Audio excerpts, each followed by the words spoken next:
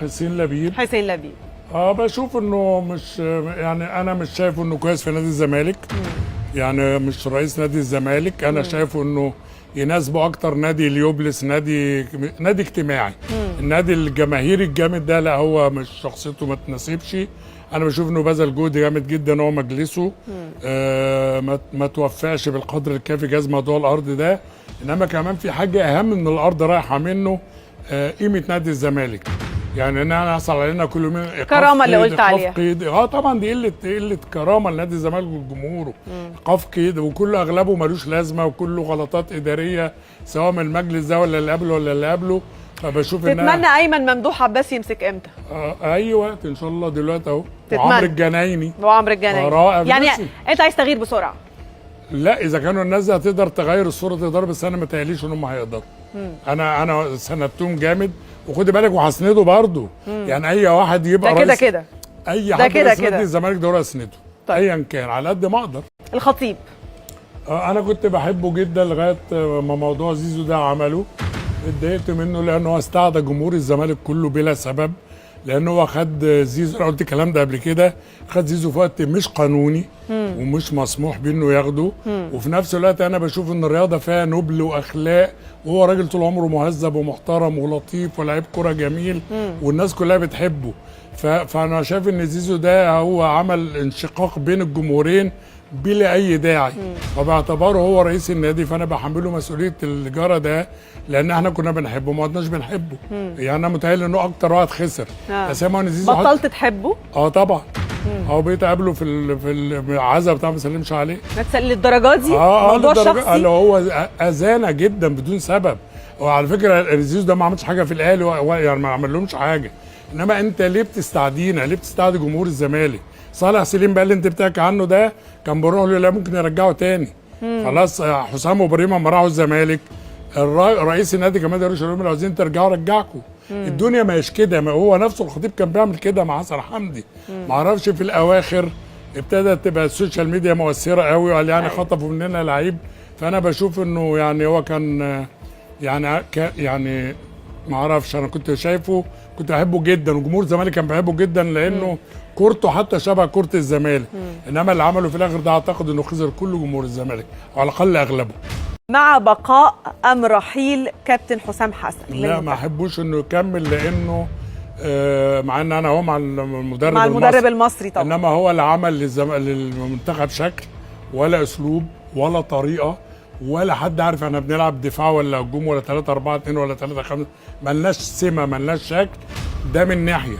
من ناحيه تانية انا بشوف انه برضه بحب وبكره وبيخاف من جمهور الاهلي فياخد لعيبه. يعني مثلا يقول لك ايه، انا مش هاخد غير اللعيب اللي بيلعب اساسي. فتلاقي مثلا كوكا وهو لعيب لطيف وكل حاجه بس يعني ما هوش عظيم قوي ومكانه مش باك ليفت، فهم ياخدوا المنتخب ويسيب لعيبه ثانيه باك لمجرد انه في الاهلي.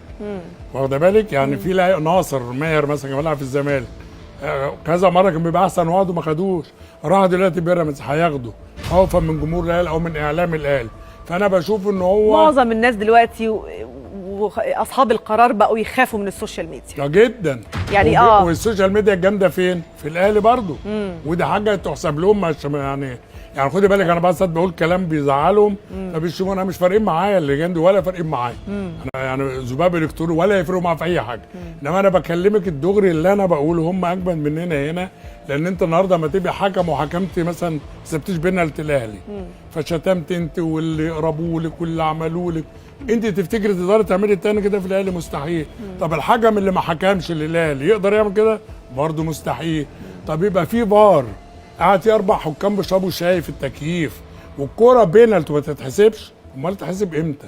يعني امتى هيبقى الناس انا مش قادر. انا بقول لك اهو، يعني زمان يقول لك ما خدوش بالهم اصل الحكم عينه بربشت اصل زاويه، دلوقتي بيجيبوها من هنا وما تلاقيها برضه في الاخر ما اتحسبتش. طيب يا جماعه كل سنه وانتم طيبين. بغض النظر عن اللي بيتكلم فكون ان انت تحب الخطيب او ما تحبوش انت مش شخصيه يعني عشان ناخد برايك ان انت بتحب الخطيب او ما تحبوش. ما هو دلوقتي لو ما كانش في البرنامج ده اتكلم عن الخطيب وحسام حسن، هل بذمتكم البرنامج كان حد هيتفرج عليه ولا يعمل تفاعل؟ لا، ولا حتى اي اعلان كان هينزل على البرنامج. لكن انا هو عايز البرنامج يتشهر، لا يبقى هات اسم الخطيب، صح ولا لا؟ هات اسم النادي الاهلي، شوف بقى حاجات كده من اللي الجمهور بيتفرج عليها واضرب كده فيها ترند واتكلم فيها، وتعال نتكلم كده كلمتين عاقلين بغض النظر عن ان اللي بيتكلم اهبل ومجنون. تعالوا احنا نتكلم كناس عاقلين. دلوقتي بيقول لك السوشيال ميديا بتاع الزمالك بتاع الاهلي اقوى. هل بذمتكم اللي مسيطر على البرامج الرياضيه في مصر كلهم تقريبا ناس زملكاويه؟ كل البرامج الرياضيه تقريبا كلها زملكاويه. يعني تعالى اون سبورت اسمها اون زمالك، اذا كان سيف زاهر ولا عبد الجواد ولا المحمودي كلهم تقريبا زملكاويه. وتلاقي خالد الغندور في المحور، استاد المحور زملكاوي.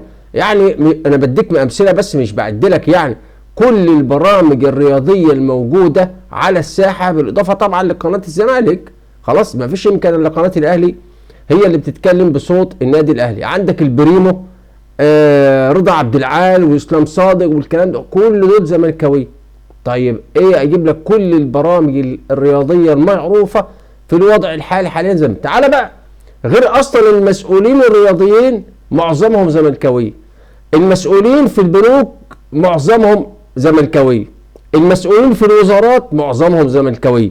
فين السوشيال ميديا الاهلاويه اقوى يا متخلف يلي ما عندكش ضمير؟ طيب دي نقطه. النقطه الثانيه موضوع حسام حسن انا مش هتكلم عليه، اصل الناس كلها عارفه اتجاه القناه من الاول ان انا كده كده ما كنتش موافق على حسام حسن، لكن هو بيقول كلمه حق يراد بها باطل. يعني انت بتتكلم على حسام حسن بس عشان ان هو بيخاف من جمهور الاهلي او الكلام ده كله. الحقيقه لما هتفكر في الكلام ده هتلاقي الكلام ده ان اصلا معظم جمهور الاهلي ما بيحبش حسام حسن، ودي حقيقه انا بقول لك كده. وجمهور الزمالك كان بيأيد حسام حسن لحد لما بدأ موضوع الاختيارات دي. وبعدين يا جماعه خلينا نتكلم بواقعيه، كل المدربين اللي مسكوا منتخب مصر كان معظمهم بياخد النسبه الغالبيه من لاعبي النادي الاهلي. طب ماشي، ما تتعماش وما تعملش نفسك فقد الذاكره وما تستهبلش وما تتضللش، وتعال شوف الكابتن حسن شحاته اسطوره التدريب، الراجل الزملكاوي المحترم. الجيل بتاع 2006 و2008 و2010 معظمه كان من لاعبي النادي الاهلي. الجيل اللي عمل طفره كبيره وبطولات كتيره كان معظمه من لاعبي النادي الاهلي. يعني كان بيلعب وائل جمعه، انا مش هتذكر، بوتريكا، بركات، عماد متعب، محمد شوقي، كان حسن مصطفى بالمناسبه في الوقت ده كان موجود في النادي الاهلي. الجيل ده معظمه غير طبعا عصام الحضري، الجيل ده معظمه كان من النادي الاهلي.